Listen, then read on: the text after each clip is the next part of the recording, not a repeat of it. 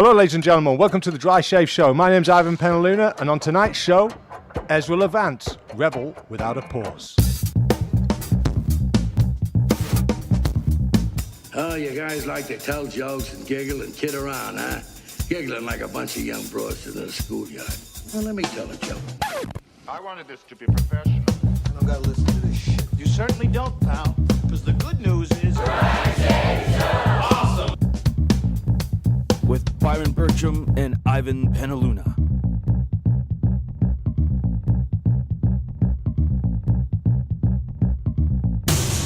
Okay, so today, ladies and gentlemen, we're very pleased to have with us former Sun Media host and columnist, conservative pundit, political pitbull, and founder of The Rebel, Ezra Levant. Welcome aboard, Ezra.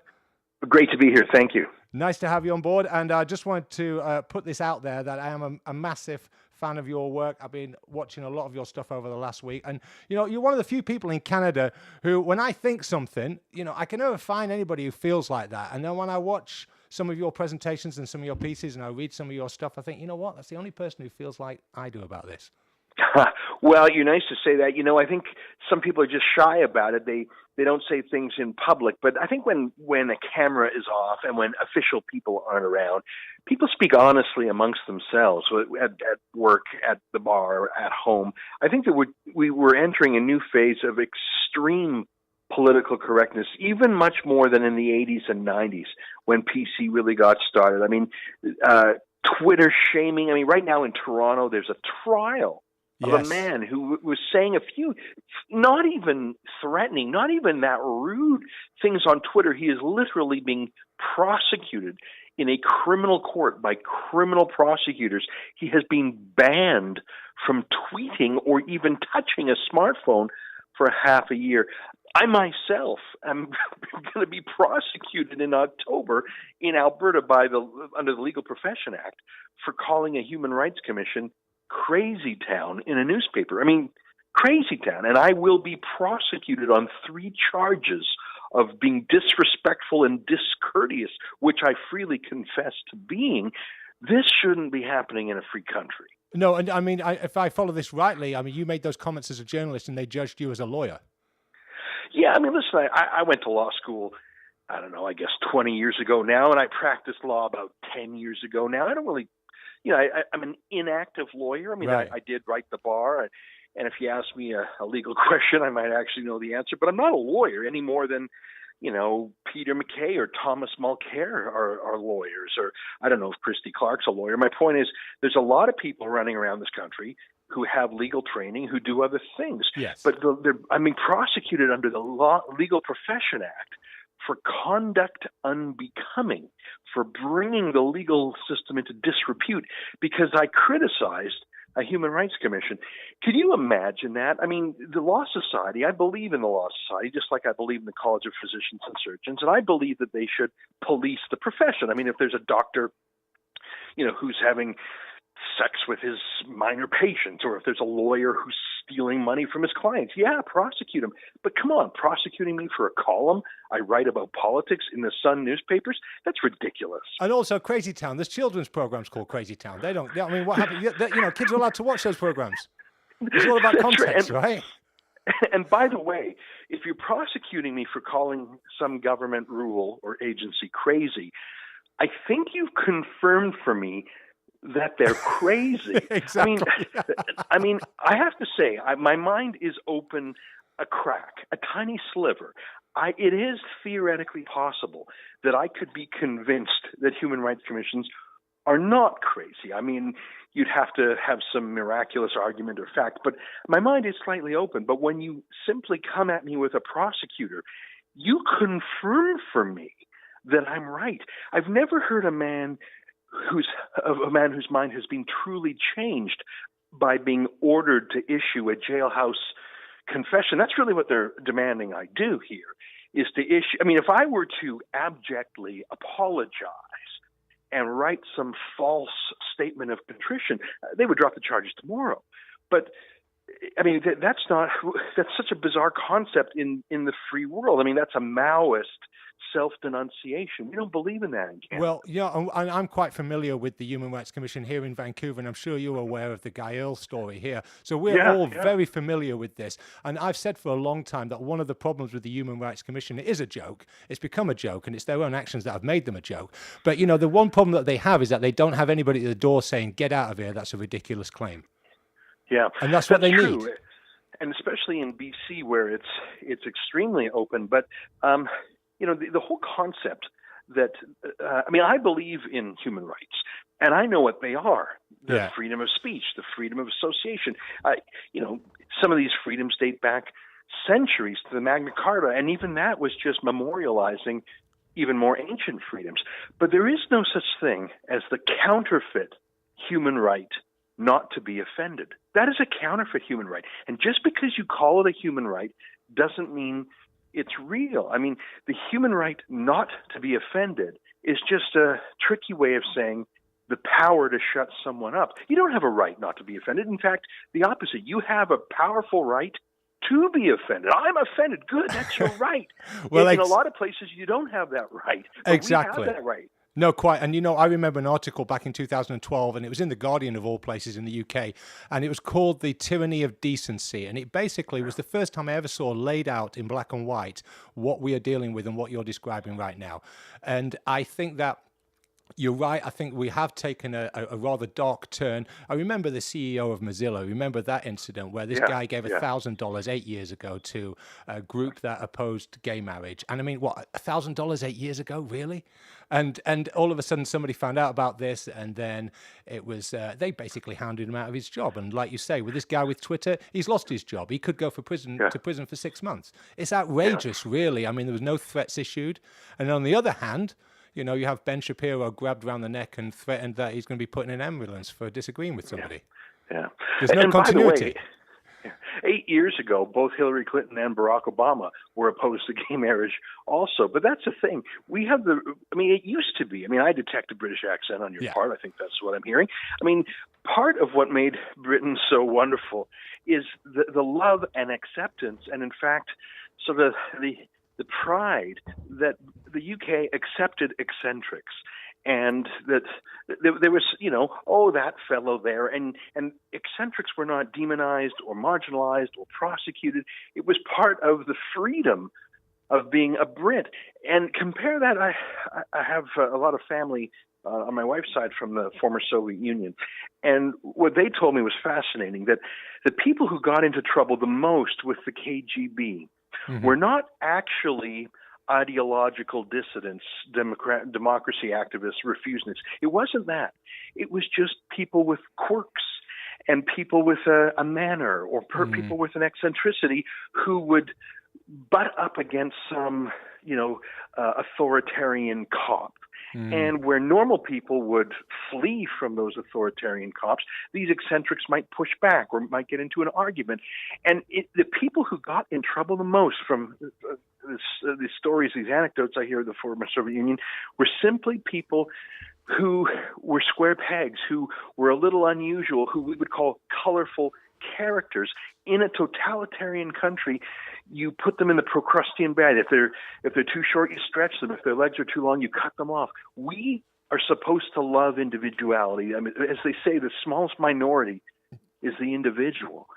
And we have lost that. And I think we should be allowed to be strange and eccentric and even rude and offensive, because one man's offensive is another man's destiny is in his own mind. We've got to allow. That's the true diversity. I do think that there's a homogenization of society going on at the moment, and I'm fearful because I'm older myself, and I know that I look back and I think I grew up during the punk era, and I remember that there was a vitality and an energy to life, and you were yes, you were individual, but you were individual in a real way. It wasn't like this superficial individuality, and I think there's a lot of homogenizing of society going on at the moment, and all of this whole sort of like amorphous self-policing consciousness that exists, especially with social media, is frightening. And I agree with you. It's taken a turn over the last, let's say, year or so. It's really ratcheted up.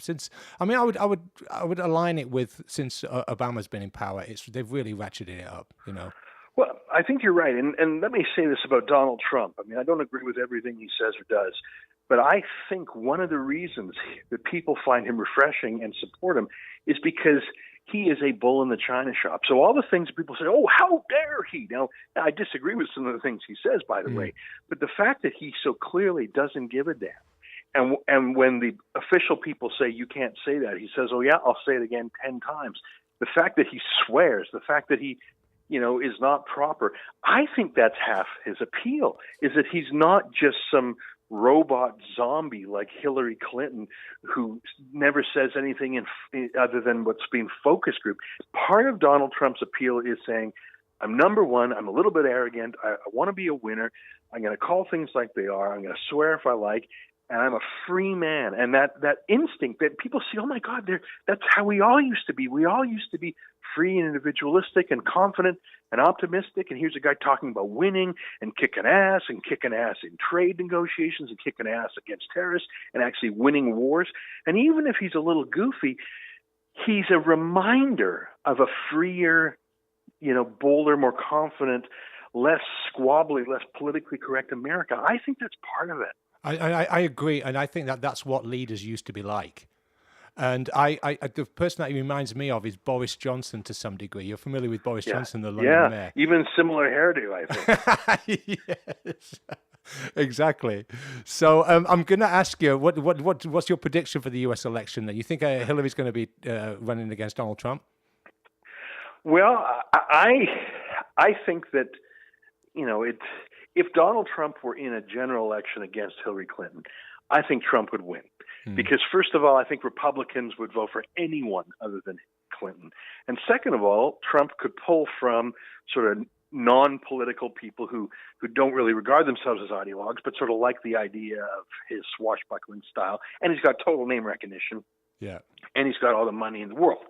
But before Trump would get there, he's got to go through the arcane presidential nomination process, the Iowa caucuses, the strange route to power.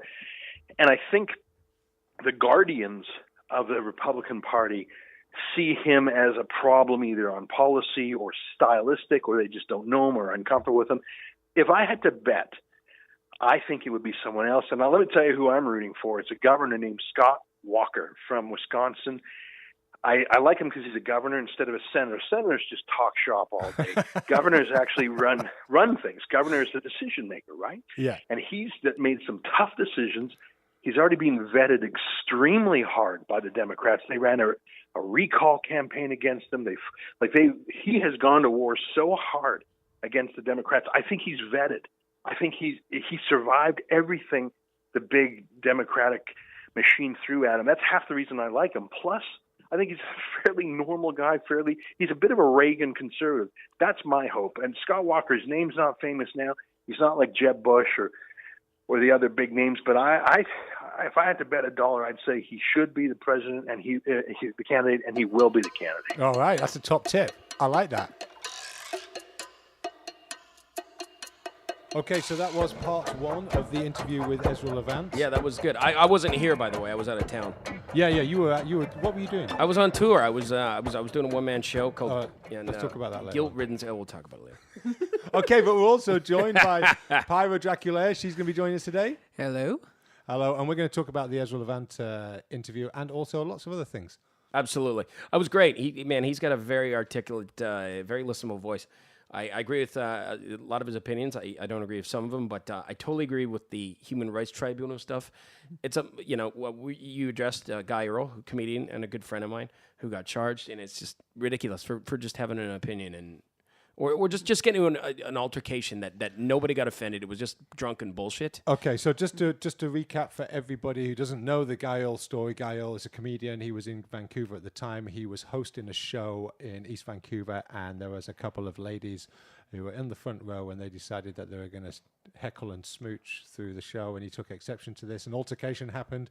They chucked some water on him. He broke one of their sunglasses, and all of a sudden, Gael finds himself in the court of BC Human Rights on charges of what was it? Was it hate speech, and mass genocide of glasses? something like that. Yeah. And Armenian Holocaust. you'd think it would Part be Two. so much cheaper to just go to London Drugs and get yourself a new pair, but apparently Indeed, not. that's not how the world works. You know, if you could They turn were very around- special sunglasses. Yeah, well, it's like, can you imagine? You'd be like, well, I'm going to buy some new sunglasses. And they're going, oh, no, you're not.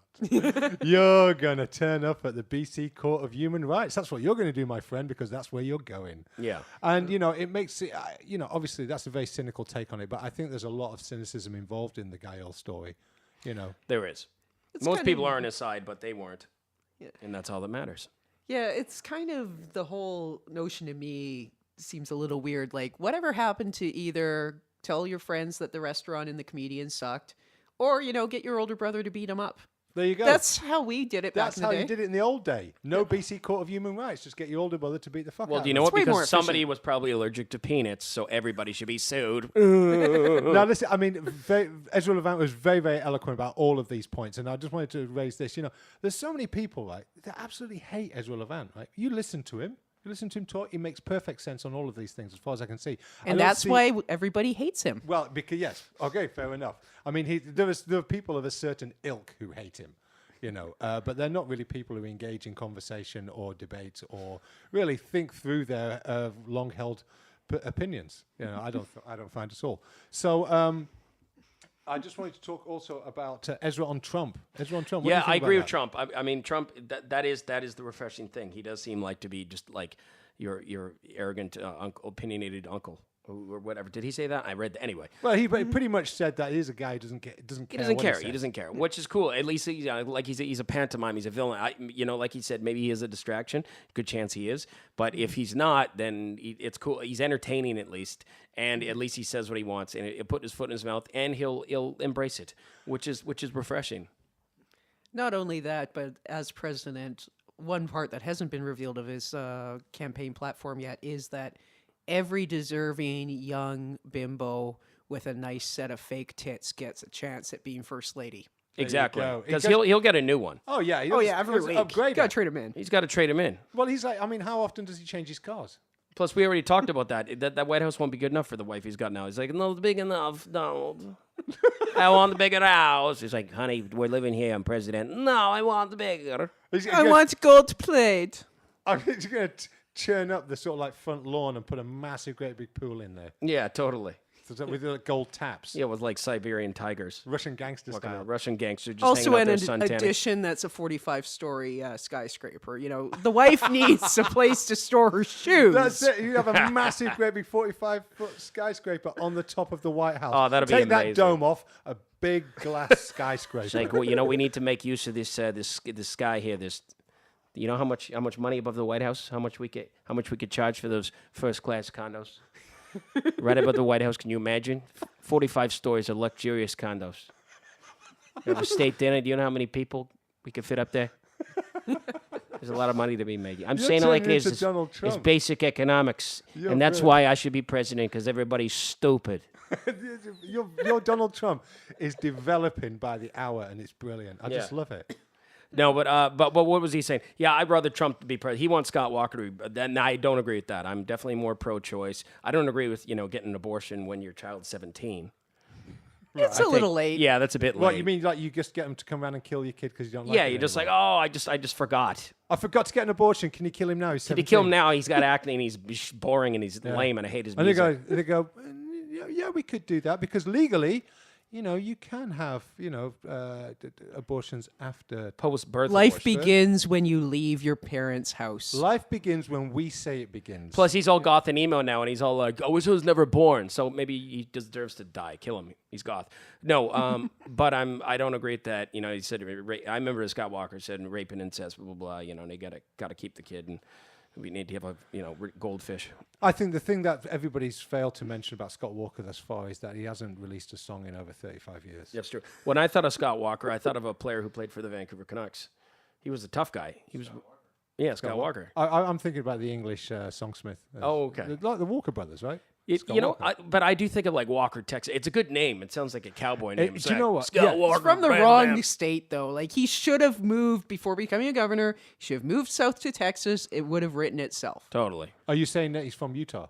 Well, no, he's from Wisconsin. But, you know, like, Walker, Wisconsin Ranger doesn't really have the same ring. What's the most effeminate state? It's just like, I'm the governor of New Hampshire. Maryland. Maryland? Nah. Vermont. Vermont for sure. Yeah, what's the gayest state? Vermont. California. Like, even if you're a Republican, they'd be like, we're not going to elect him. He's the governor of Vermont. That's a queer state. No, I don't think that's true. I think it sounds like it, but I don't think that's true. No. No. I think it might actually be Washington. I saw somewhere I was seeing something where they amalgamated data from 3 or 4 years of the Advocate's top 25 cities to live in for gay people, and Seattle ended up being the top for that. Lots of trees to hide in.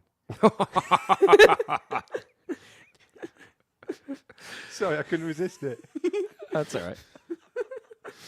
Of course, it doesn't make sense because it's kind of cold and crappy weather. Who wants to be walking down the street in the parade in a black leather thong? Listen, It's just a little chilly. Come on, if you're living in a miserable sort of like wet, damp climate, it's always made better by a big stiff cock. Yeah. That's been your motto. That's true. What can't be solved with that? True love. Okay. All right, we better wrap this one up on that note. Yeah. Well, anyway, but it was very enjoyable. Great job, Ivan. I thought you did a great job interviewing him. It was a pleasure. You As came I say, across it makes like a lot of true sense. pro. You know, he makes a lot of sense on. He's very eloquent. He can put a point across very well. Well, either way, you should be going to jail for an opinion. Okay. Yep. So anyway, talking about massive, great big cocks, you've just been away, haven't you, on tour? Speaking of segues. Yeah, totally. You were away. Where were you? I was in Winnipeg, and then Anyway, you were in the gayest city in California, weren't you? In San Diego. Yeah, well, isn't San Francisco's gay, right? Oh yeah. I But the suppose so. climate's better in San Diego, so Yeah. you think it'd be gayer. Older gay people go to San Diego for the Richer climate. gay people go there. And the medicines over the border in Tijuana. It's true, yeah. Okay. So yeah, illegal gay people more likely to be. Anyway, yeah, I was in the Fringe Festival in Winnipeg, and then which is the Detroit of Canada. Not to brag. It is the Detroit of Canada, is isn't the it? Detroit of It looks a little bit like Chicago. Yeah, it's got some cool buildings in that. It's an amazing festival. I was doing a one-man show, stand-up with a theme called Guilt-Ridden Sociopath, and I talk about stand-up with personal mental health issues, like mental illness meets hilarity. It's always a good recipe. Yeah, exactly. So when all the recipe- hilarity needs to come from an angle of mental illness. Vulnerability. Exactly. So it went good, and I got a good review from CBC actually. Winnipeg's a great place for the Fringe, isn't it? It's a great. You know what I noticed actually? The more ghetto the town is, the better the festival. And then you go to San Diego, and like I'd barely get anybody seeing my show because everybody'd be just like, "Oh, I want to go to the beach." Yeah, you don't need to stay indoors in San Diego. Yeah, it's like in Winnipeg, right? For the people who don't know, Winnipeg is basically in winter it's like -50, right? Yeah. And in summer you can't go anywhere because the mosquitoes are like on steroids. Yeah. They don't bother biting you; just beat the fuck out of you. That's true, but there was a lot of dragonflies. There was like bouncers. Yeah, Dragonflies. dragonflies chase Winnipeg. the mosquitoes. Yeah. And when I was in Winnipeg, we found out that basically, if you went to escape the mosquitoes, you had to cycle over about 15 miles an hour because they could still bite you until then. Then you reached this point at about 15 miles an hour that they couldn't catch you anymore, and they're like, "Oh, no mosquitoes," and that's how bad the mosquitoes are in Winnipeg during the summer. Man.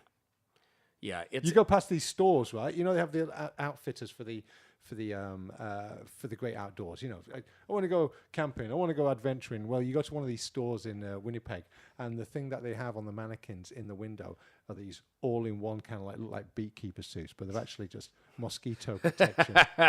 And you laugh and you go, "What the fuck is that?" And then after you've been there for about 4 or 5 days, you go, "Oh yeah, those are necessary. I need one of them." Mosquitoes in Winnipeg are so bad that Canadian Blood Services are trying to sue their union.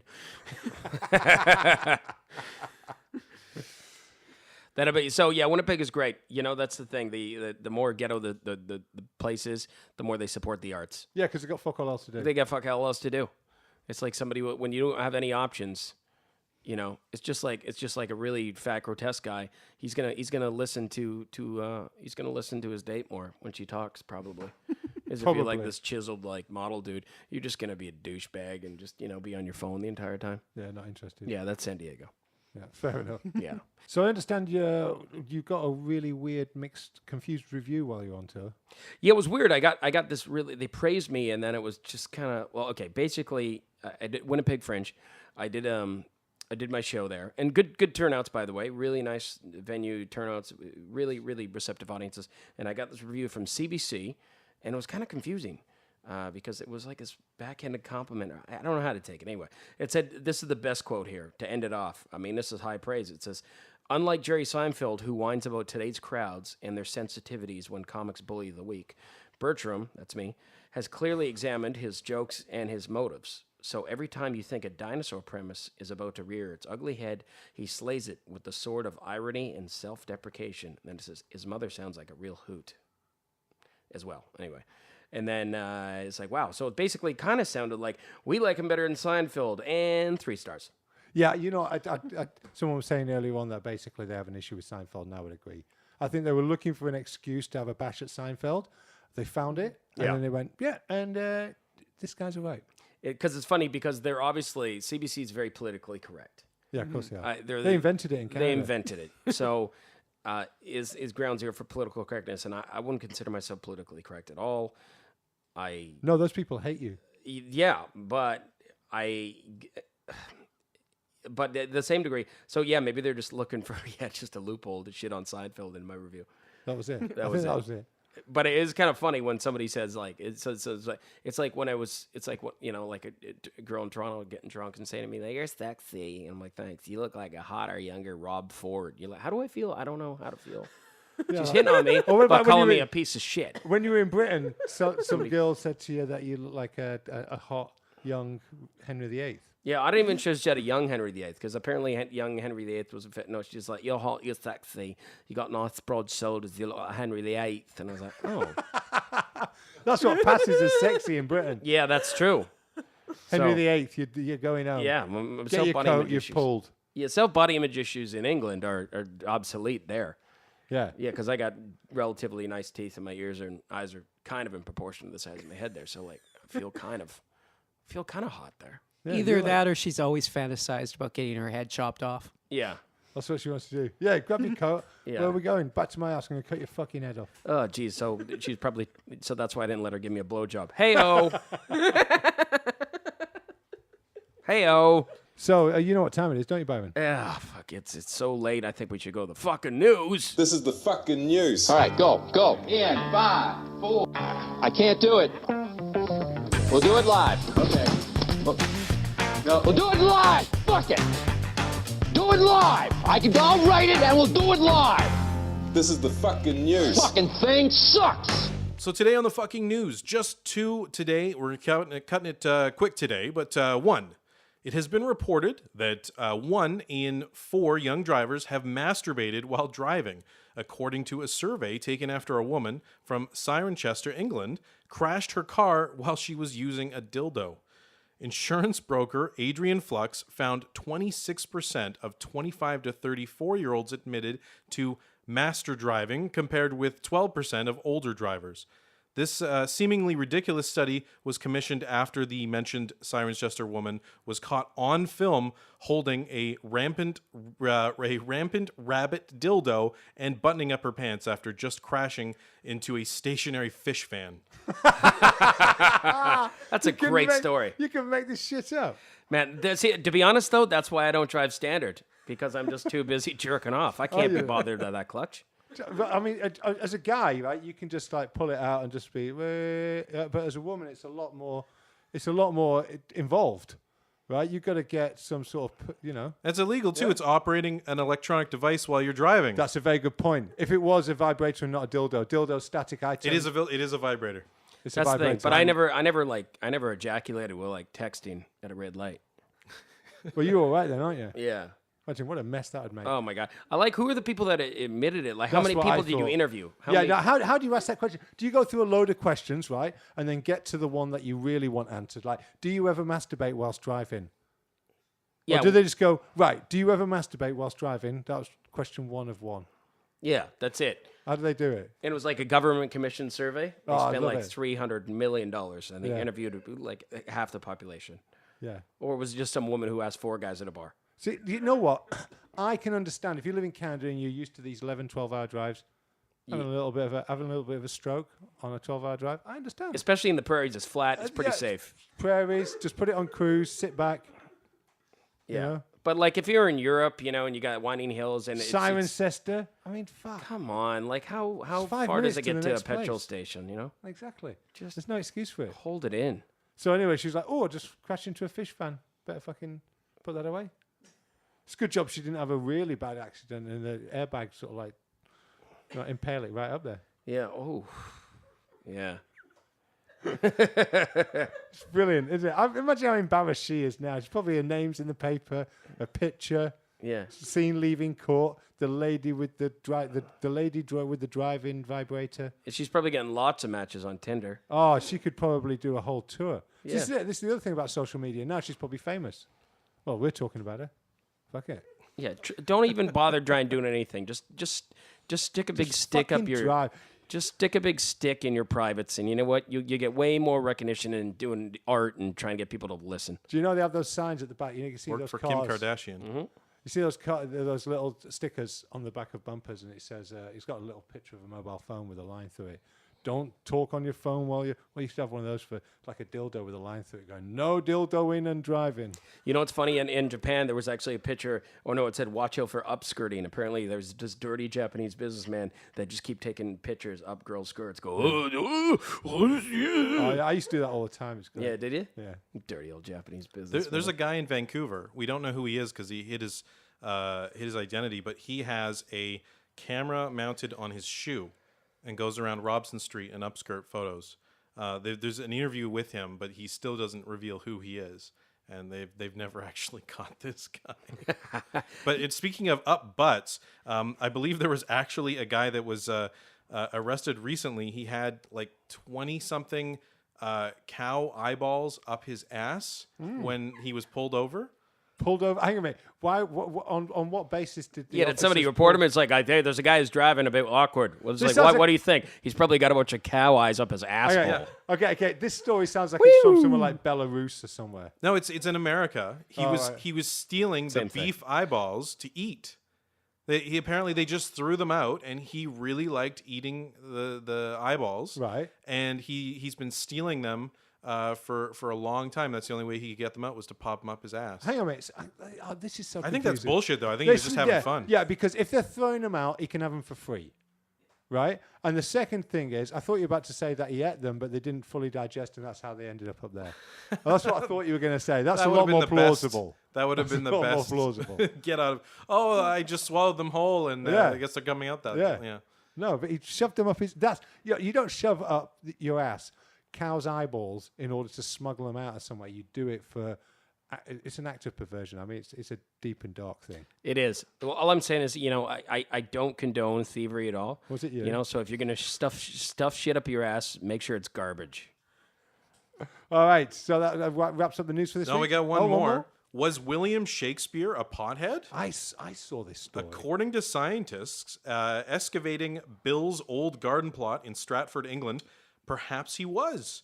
The South African scientists issued a report stating that amongst the dirt they found 24 clay pipe fragments. On these 400-year-old pipe fragments, they discovered at least 8 samples containing cannabis residue, 1 sample of nicotine, and at least 2 of Peruvian cocaine leaves. I think we all know what sparked that Midsummer Night's Dream. Wow, that's pretty good. I mean, he was getting some... Yeah, because it was all just starting to come back from the New World, wasn't it? Yep. Everything was coming in. They were like, hey, try this. Smoking cocaine. Don't smoke cocaine leaves. No, you got to process it and all that. Anyway, maybe it was his wife or some of his mates. Yeah, I mean, it was just a pipe, right? It That's was all. too productive to be a pothead. Coke, Yeah. yes. Pot, I don't think so. I know potheads, and they don't do Yeah, shit. they- They talk about writing books. You're like, I want to write this book. I think I'll just go to the beach and be a piece of shit. I don't know. All the Shakespeare plays just go meander on and on and on. It's like having a conversation with a fucking stoner. Well, you know what? 27, that's not, he wrote more plays than that. So it's only 1 a play or something like that. Yeah, maybe he was lazy. Maybe he just had one to get him started. Also, apparently, the only actual image that's ever been found of Will Shakespeare was in a botany book. At least that's theorized, yeah. Right, yeah, I know there's some controversy over what he actually looked like. No one really knows what he looked like. But the other thing is, maybe he smoked all of those pipes in one session whilst writing Twelfth Night. Could be. And he does make veiled references to smoke substances or to substances. He talks about how he doesn't want to be associated with, I wish I knew the quote off by heart, but didn't want to be associated with people that smoke, I guess, the dirt weed. Right. Yeah. So maybe someone was smoking in his garden and he took it and smashed it in the ground. He said, "Get the fuck out of here." Yeah. It could have been his wife. I heard Chaucer. Get out of your pan. I heard Chaucer did all his work on crystal meth. So that's it for the fucking news. That's it. That's all the news that happened in the But we world. do have one more segment. We have an editorial. With who? We haven't had one of those for a while. We haven't. Yeah. With who? With Pyra Draculea. So, having quit my retail gig in order to sleep in late and laze around for a couple months or focus on my school work, that's what I really meant, I've started going to the gym at odd hours, like 10:30 in the morning for a Zumba class. Anyway, I realized this is the life woman was meant to live, one of leisure and fun. And that got me thinking, what the hell were those 70s feminists thinking trying to get us all to go to work? And for what? Equality? Drudgery is more like it. Why on earth would you want to be equal when you were already better off then? My God, us broads had the perfect setup. We didn't work. We sent the men to work, and the kids to school, and ourselves to the spa. It was a dream. What's so great about work anyway? Coffee? You can get that at Starbucks anytime. Dressing up? Oh, come on. No one's going to stop you from wearing pantyhose and toe-pinching shoes around the house if you really insist. Fun and interesting work? Pfft, nonsense.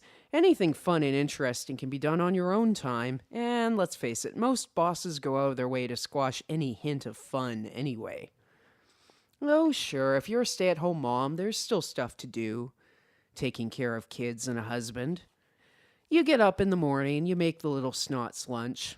Oh, and pack something for the kids, too. Then you shoo 'em all out of the house, and it's party time for a solid 6 or 7 hours. More if you can dump the kids into some sort of after-school sports thingy. All right, you do have to feed 'em all in the evening, but really, kids love it when you just order pizza anyways, so problem solved. And they're in bed no later than 9, and let's face it, hubby's busy watching sports, so you can ignore him for another couple hours too. Then he's off to bed too, because he's the one who has to get up early and slave away to support all of this. All in all, it's like, 5 hours of work a day? More on the weekends, but that's what Grandma's house is for. And you won't have any cunty coworkers stabbing you in the back to sabotage your promotion. Just some kids whining at you for treats, but if you give them a cookie, they shut up for a little while. No rush hour traffic jams, just trying to squish in a manicure and all your favorite soap operas in before the brats get home and demand that you put it on cartoons for them. No clients with their stupid demands, just your husband trying to talk you into a Monday Night Football halftime quickie. No clients, no deadlines, no reports due on Monday morning, unless, of course, you're doing Junior's homework for him. But how's he going to learn if you do that? I'm telling ya, work is bullshit. Stay at home, ladies. Based on how crowded my morning Zumba class is, I'd say I'm not alone in having figured this one out. Although, sadly, my most likely marriage prospect is what you'd call a minimalist. As in, there's a minimal chance he'll give my ass a free ride. So, I guess I gotta go get a job again. In November, though. In the meantime, I'm buying some lotto tickets. Gotta keep the dream alive. I'm Pyra Draculea, and that is my editorial. That was great. That sounds idyllic. I want to be a lady in the 70s. Oh, my God. Fuck, it must have been amazing. Yeah, everybody was sexist, but it was easy. I know, you just get sex whenever you want it. Yeah. It's the thing about being a woman, you can have sex whenever you like. Yeah. All you got to do is say yes. Exactly. they're all pouring at you and knocking at the door. You just go, yeah, okay. Yeah. And then you can go just watching soap operas. Marriage was invented by like someone with lots of daughters and was very rich. I mean, you know, like back in the days, imagine that. You know, you have like 6 daughters in the teenage years, and they come home pregnant. You've got a food crisis and an economic crisis. We have a drunken Narge heckling that's incoherent. But he's got a valid point. I think that's why you make the men pay the father. Exactly. And then you get the daughter the hell out of the house, so you get the money, and she's his problem now. That's true. I could watch Golden Girls. I could watch Taxi. I could binge watch Matlock while masturbating. Oh, to imagine the amount of masturbating you could do if you were like a woman in the 70s. Oh Jesus! Just marry Tyler Moore. Getting your hair done, bit of masturbating. Yeah. Getting your nails done, bit of masturbating. Oh, I miss the 70s. Although I do think, I wasn't really in there the for interests of decency and not getting caught, you should always take your vibrator out before you get out of your car if you back into a fish truck. Just throw it under the driver's seat. I have no idea how this happened. I think it was a head-on. I think it was she drove into it. Yeah. Oh shit. There was some impact. That's great. Anyway, well, that's wrapping up this episode, ladies and gentlemen. Thank you very much for listening. My name has been Ivan Penaluna. I have been and still will be Byron Bertram. And I'm Pyra Draculea. Good night. The Dry Shave Show is a production of Leone Digital Podcast Network.